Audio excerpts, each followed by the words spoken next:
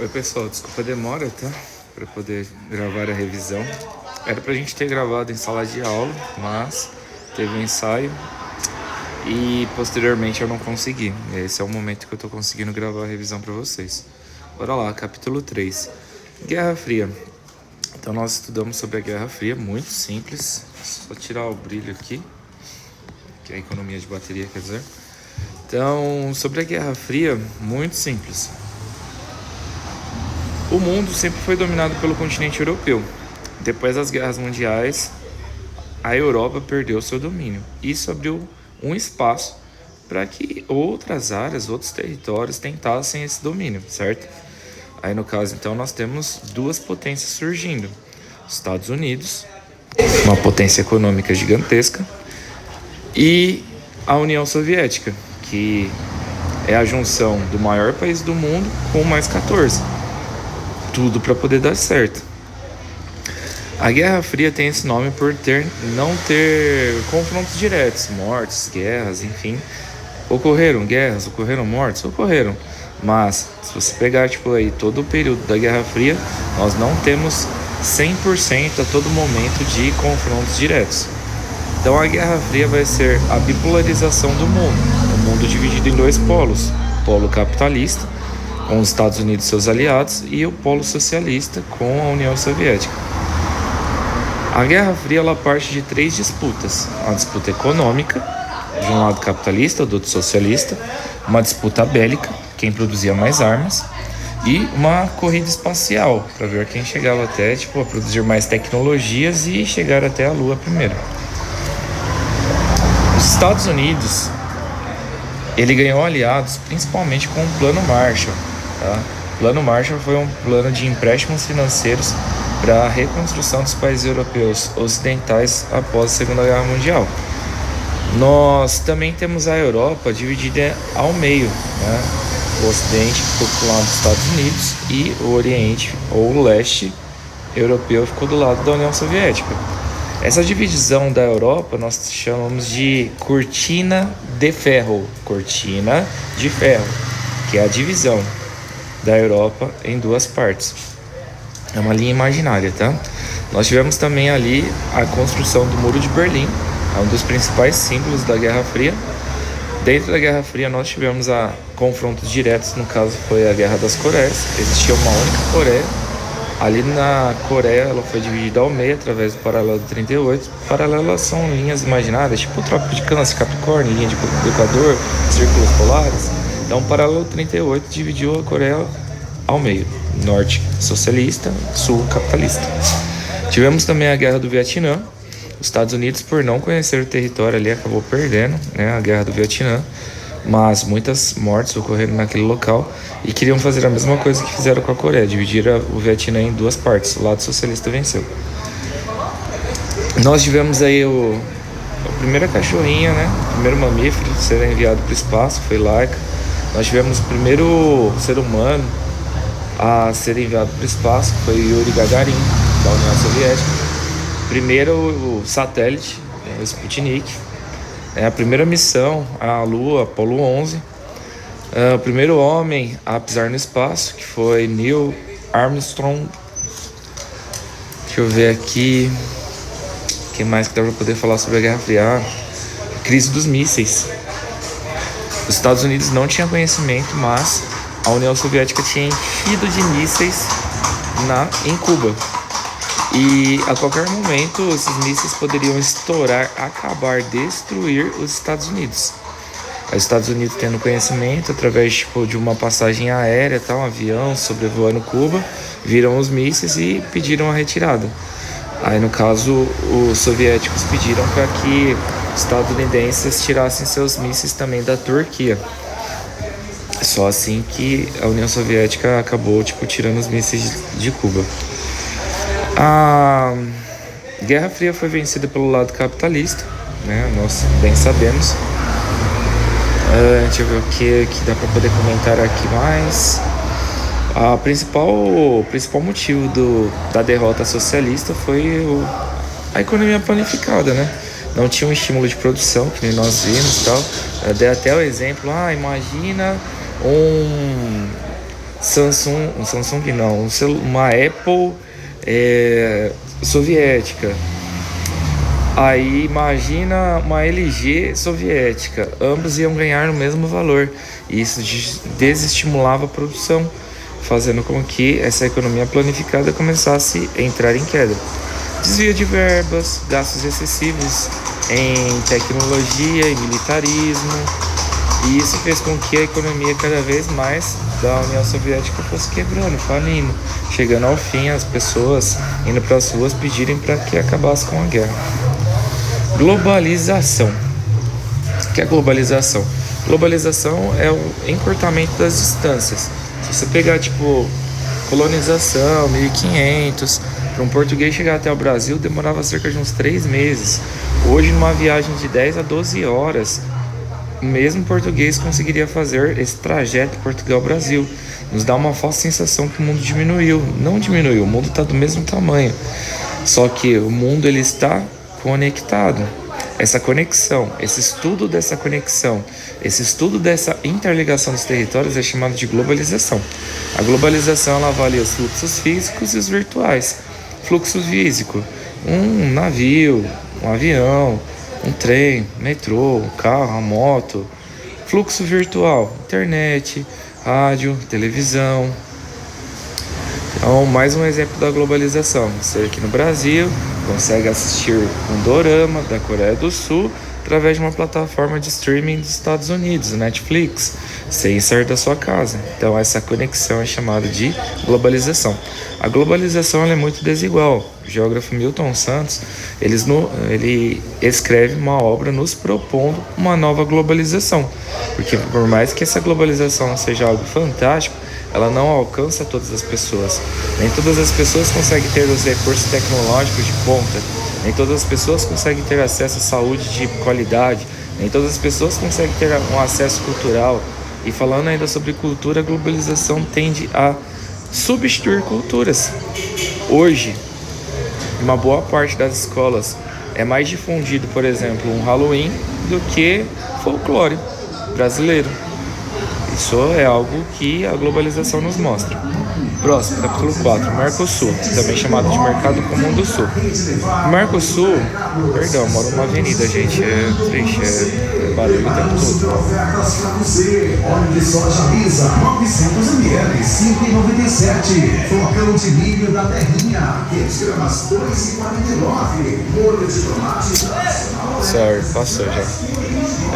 Então, Mercosul, ele é um bloco econômico. O que é um bloco econômico? São países que se unem para que possam um ajudar o outro no que se refere à economia, facilitando o comércio, diminuindo os impostos, cobrando mesmas tarifas, de repente no âmbito internacional. Então, Mercosul é um bloco econômico, formado ali por Paraguai, Uruguai, Brasil, Argentina. A Venezuela fazia parte do Mercosul, ela foi expulsa pela falta de democracia e crise financeira. Isso também já aconteceu com o Paraguai, só que o Paraguai ele foi novamente aderido ao grupo. Quais são as modalidades que nós temos aqui do Mercosul?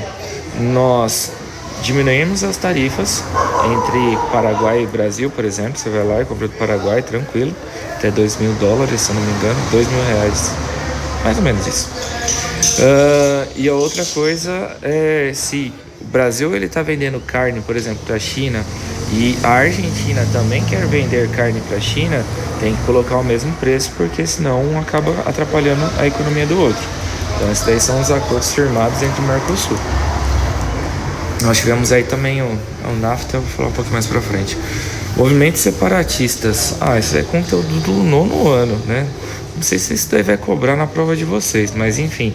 Movimento separatista é simples. Vamos supor que o Sudeste enjoa do Brasil e quer se tornar um país independente entre os 4 estados brasileiros do Sudeste. Então, essa reivindicação, essa petição, esse pedido é chamado de movimento separatista. Nós vemos ali o movimento separatista da Catalunha, que é uma região da Espanha, onde fica Barcelona, País Basco, que é uma região onde fica a fronteira entre a Espanha e a França. Nós vimos também o movimento separatista da Iugoslávia. Este deu certo, os outros nenhum deu. Da Iugoslávia deu certo. Eram cerca de mais de 5 nações que foram agrupadas de forma ditatorial e acabaram reivindicando movimentos separatistas, se fragmentando aí em mais de 5 países. Próximo, capítulo 5. América e regiões. Então nós podemos regionalizar a América de acordo com seus aspectos físicos. Quando eu falo aspecto físico, é clima, relevo, vegetação, solo, hidrografia, tá? Esse é o aspecto físico. Se nós pegarmos então essa regionalização de acordo com o aspecto físico, nós temos a América do Norte, composta por México, Estados Unidos e Canadá, América Central, que é separada ainda entre América Central continental, também chamado de Istmo, que é a porção de terra que liga o norte com o sul, e a América Central Insular, que é o conjunto de ilhas ali do Caribe. Exemplo de Cuba, Haiti, Jamaica, Bahamas, enfim. E deixa eu ver agora a regionalização histórica. Se nós pegarmos o processo de colonização, processo cultural, nós podemos dividir a América em 2 partes. A América anglo-saxônica, composta apenas por Estados Unidos e Canadá, que consecutivamente foi colonizada ali principalmente pelos britânicos, e a América Latina, que vai do México até o último país da América do Sul, que foi colonizado principalmente por Portugal e Espanha. Natureza do continente americano. Então nós podemos citar aqui o continente americano com uma diversidade gigantesca natural. Por quê? A América, ela é um continente que vai praticamente quase que de um polo ao outro polo. Sendo assim, nós temos todos os tipos de clima. Nós temos todos os tipos de latitude. A linha do Equador passa por aqui, Trópico de Capricórnio passa pela América, Trópico de Câncer passa pela América, o Canadá está quase ali entre o Círculo Polar Ártico, o Chile e a Argentina chega quase no Círculo Polar Antártico. Sendo assim, nós temos todos os tipos de clima, tropical, equatorial, temperado, subtropical, frio, polar. Dizem até que tem o Mediterrâneo aqui também, isso daí é bem questionável. Todos os tipos de vegetações nós temos também, vegetação equatorial, tropical, vegetação de tundra, vegetação de taiga, estepes, pradarias, caatinga ali do semiárido, cerrado, que nós temos aqui, tipo lá do centro-oeste, que todo mundo chama de Pantanal, todo mundo chama de savana, nós chamamos de cerrado. Choques de placas tectônicas, a maior parte do tectonismo que nós temos na América fica na parte oeste, leste, mão direita, leste, mão direita, leste, mão direita. O tectonismo fica na parte oeste, tá? Na parte oeste dos Estados Unidos, parte oeste do México, parte oeste da América do Sul. Nós temos a maior cordilheira na América do Sul, a maior cordilheira da América do Sul, que é a Cordilheira dos Andes, a maior montanha da América, que é, no caso, a Aconcagua, que fica na Argentina. Nós temos no norte os Montes Rochosos, lá nos Estados Unidos. Pega um pouco do México também. No México nós temos ali, o conjunto de montanhas, que é a Serra Madre. E deixa eu ver se tem mais alguma coisa que dá para poder comentar aqui. Natureza. Eu acho que é só. Capítulo 6. Capítulo 6 é algo que está fresquinho na mente de vocês. Acabamos de estudar, fizemos exercícios. Estados Unidos e Canadá foram colonizados pelos britânicos. Aconteceu uma guerra que durou 114 anos, que envolveu a França e a Inglaterra. A Inglaterra saiu derrotada. Então isso acabou gerando uma crise gigantesca no país. Muitas pessoas acabaram saindo da Inglaterra em busca de uma nova vida nos territórios que não foram colonizados por Portugal e Espanha. Encontraram então territórios dos Estados Unidos e do Canadá. Principalmente nos Estados Unidos, esses ingleses, que eu não vou mais chamar de inglês agora, eu vou chamar de estadunidense, enfim, ou de colonizador. Então esses colonizadores, eles acabaram tendo pensamentos contrários, Uns pensavam a economia de uma forma, outros de outras. Sendo assim, eles fundaram 13 colônias, que são 13 territórios semelhantes lá das capitanias hereditárias do Brasil. Lembra? Na costa litorânea? Então, bem parecido. Então, as 13 colônias que ficaram na parte oeste dos Estados Unidos.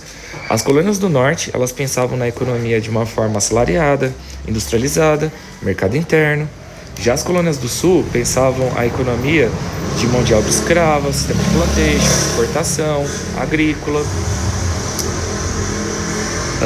Deixa eu ver o que mais dá para poder comentar aqui. Não sei se vai cair na prova sobre o comércio triangular, acho que nem tinha exercício sobre isso, mas é simples. Os Estados Unidos compravam melaço. Melaço é tipo o caldo de cana, sabe? Você joga na panela assim, vai mexendo até formar um melaço ali. Enfim, parece tipo você deixar depois esfriar, fica parecendo uma textura de rapadura. Então eles compravam melaço do Caribe, transformavam esse melaço em rum, cachaça, bebida de pirata, aí trocava este rum com essa cachaça por escravos no continente africano. Então esse comércio ele forma meio que um triângulo territorial, isso é chamado de comércio triangular. Isso era aplicado nas colônias do sul. Existia uma votação tal para eleger o primeiro presidente dos Estados Unidos.